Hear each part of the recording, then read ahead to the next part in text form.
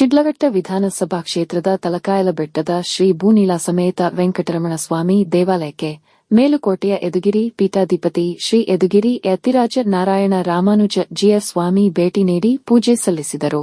ಈ ವೇಳೆ ಸ್ವಾಮೀಜಿಗಳ ಆಶೀರ್ವಾದ ಪಡೆದ ಕಾಂಗ್ರೆಸ್ ಮುಖಂಡ ರಾಜೀವ್ ಗೌಡ ಮಾತನಾಡಿ, ಮುಂದಿನ ಬ್ರಹ್ಮರಥೋತ್ಸವದ ವೇಳೆಗೆ ಬೆಟ್ಟದ ಮೇಲೆ ತಿರುಪತಿಯ ಬೆಟ್ಟದ ಮೇಲಿರುವಂತೆ ಸುಮಾರು 16 ಲಕ್ಷ ರೂಪಾಯಿ ವೆಚ್ಚದಲ್ಲಿ ಶಂಖಚಕ್ರ ಇರುವ ನಾಮದ ಎಲ್ಇಡಿ ಬಲ್ಬ್ ಅಳವಡಿಸುವ ಜೊತೆಗೆ ರಸ್ತೆ ಅಭಿವೃದ್ಧಿಗೊಳ್ಳಲಾಗುವುದು ಎಂದು ಭರವಸೆ ನೀಡಿದರು.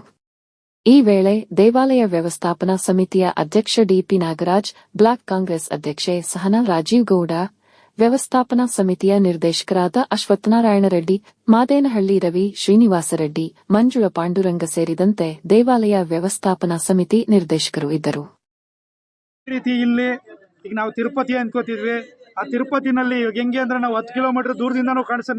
ನಾನು ಕೂಡ ಎಲ್ಲ ತಿರುಪತಿ ಹೋಗ್ಬೇಕಾದ್ರೆ ಎಷ್ಟು ದೂರ ಇದೆಯಪ್ಪ ತಿರುಪತಿ, ಎಷ್ಟು ದೂರ ಇದೆಯಪ್ಪ ತಿರುಪತಿ ಅಂತ ನೋಡ್ತೀವಿ. ಹೆಂಗ್ ನೋಡ್ತೀವಪ್ಪ ಅಂತಂದ್ರೆ ಆ ಬೆಟ್ಟದ ಮೇಲೆ ಇರುವಂತ ಆ ನಾಮದ ದೀಪ ಏನಿದೆ, ಆ ದೀಪ ಗುರುತೇ ಒಂಥರ ಅಲ್ಲಿ ಹೋಗ್ತಾ ಇದ್ದಂಗೆ, ನಾಮ ನೋಡ್ತಾ ಇದ್ದಂಗೆ ಭಗವಂತ ಕಾಣಿಸೋದಷ್ಟೇ ಖುಷಿ ಆಗುತ್ತೆ.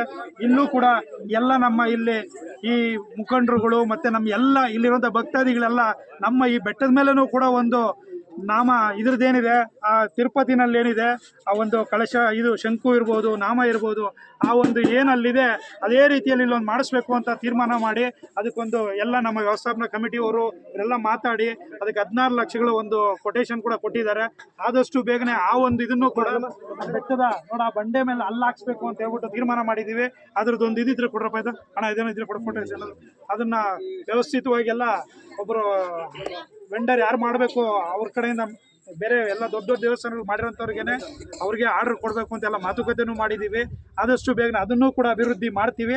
ಅದ್ರ ಜೊತೆಗೆ ಒಟ್ಟಿಗೆ ರಸ್ತೆ ಕೂಡ ಆಗಿ ಇಲ್ಲೊಂದು ಪುಣ್ಯಕ್ಷೇತ್ರ ಏನು ಇವಾಗ ಕೆಳಗಡೆ ಪೂಜೆಗಳು ನಡೀತಾ ಇದೆ ತಲಕಾಲ್ ಬೆಟ್ಟ ಕೆಳಗಡೆ, ಅದೇ ರೀತಿ ಇಲ್ಲೂ ಕೂಡ ಬಂದಂಥ ಭಕ್ತಾದಿಗಳೆಲ್ಲರೂ ಕೂಡ ಇಲ್ಲಿ ಬಂದು ಎಲ್ಲ ಅವರು ವೆಹಿಕಲ್ಗಳಲ್ಲೇ ಬಂದು ಈಸಿಯಾಗಿ ಪಾರ್ಕ್ ಮಾಡಿ ದೇವಸ್ಥಾನ ದರ್ಶನ ಮಾಡಿ ಹೋಗೋ ಥರ ಅನುಕೂಲ ಮಾಡಬೇಕು.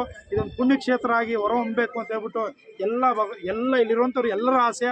ಆ ಭಗವಂತನಲ್ಲಿ ಎಲ್ಲರೂ ನಾವೆಲ್ಲ ಕೋರ್ಕೊಂಡಿದ್ದೀವಿ. ಏನಕ್ಕೆ ಅಂತಂದರೆ ತಲಕಾಲ್ ಬೆಟ್ಟ ಜಾತ್ರೆ ಅಂತಂತಂದ್ರೇ 50,000 ಜನ ಮಿನಿಮಮ್ ಸೇರ್ತಾರೆ.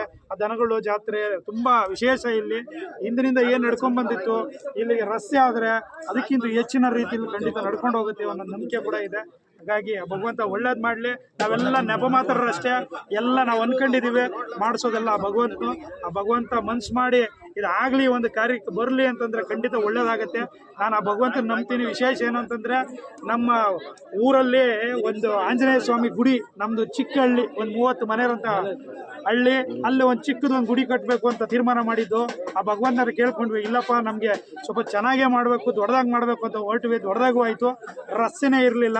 1 ವಾರ ಮುಂಚಿತವಾಗಿ ಅಲ್ಲೆಲ್ಲ ಕಲ್ಲುಗಳಿತ್ತು ರಸ್ತೆನಲ್ಲಿ. ಭಗವಂತ ಇಷ್ಟೆಲ್ಲ ಮಾಡಿದ್ದೀವಿ, ಒಂದು ರಸ್ತೆ ಆಗಲೇಬೇಕು ಅಂತ ಕೇಳ್ಕೊಂಡ್ವಿ.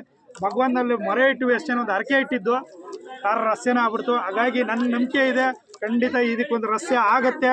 ಖಂಡಿತ ಭಗವಂತ ಅದಕ್ಕೆ ಆಶೀರ್ವಾದ ಮಾಡ್ತಾರೆ. ಇದೇ ಒಂದು ತಿರುಪತಿನಲ್ಲಿರೋ ಥರ ಬ್ರೈಟ್ನೆಸ್ ಒಂಚೂರು ಇಟ್ಕೊಂಡಿದ್ದು.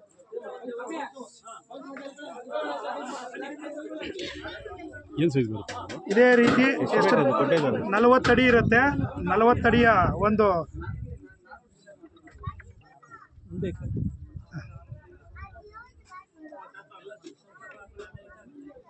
ಈ ರೀತಿ ಬರುತ್ತೆ.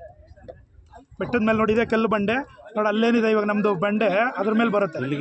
ಅದೇ ಏನ್ ಕಾಣ್ತಾ ಇದೆ ಇಲ್ಲೇ ಬಂದು ಎಸ್ಟಿಮೇಷನ್ ಮಾಡಿ ಅದನ್ನ ಒಂದು 3D ವ್ಯೂ ಕೂಡ ಮಾಡಿದ್ದಾರೆ.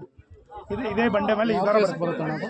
ಆ ಕಡೆ 2 ಕಡೆ ಕಾಣುತ್ತಿದೆ, 2 ಕಡೆ ಸುತ್ತಲೂ ಇಲ್ಲಿ ಒಂದು 10 ಕಿಲೋಮೀಟರ್ ಕಾಣಬೇಕು, ಅಷ್ಟು ಹೈಟಲ್ಲಿ ಮಾಡ್ತೀವಿ ಅಂತ ಹೇಳ್ಬಿಟ್ಟು ಅದಕ್ಕೆ ಮಾಡಿದ್ದಾರೆ. 40 ಅಡಿ ಹೈಟ್ ಇರುತ್ತೆ. 16 ಲಕ್ಷಗಳು ಕೊಟೇಶನ್ ಕೊಟ್ಟಿದ್ದಾರೆ. ಎಲ್ಲ ನಮ್ಮ ವ್ಯವಸ್ಥಾಪನಾ ಸಲಹಾ ಸಮಿತಿಯವರು ಅದನ್ನು ಡಿಸ್ಕಸ್ ಮಾಡಿದ್ದಾರೆ. ಇದಕ್ಕೆ 16 ಲಕ್ಷ ಕೊಟೇಶನ್ ಕೊಟ್ಟಿದ್ದಾರೆ. ಆದಷ್ಟು ಬೇಗನೆ ಅದನ್ನು ಸ್ಟಾರ್ಟ್ ಆಗೋ ರೀತಿಯಲ್ಲಿ ಭಗವಂತ ಆಶೀರ್ವಾದ ಮಾಡಲಿ, ಆದಷ್ಟು ಬೇಗ ಪ್ರಾರಂಭ ಆಗಲಿ.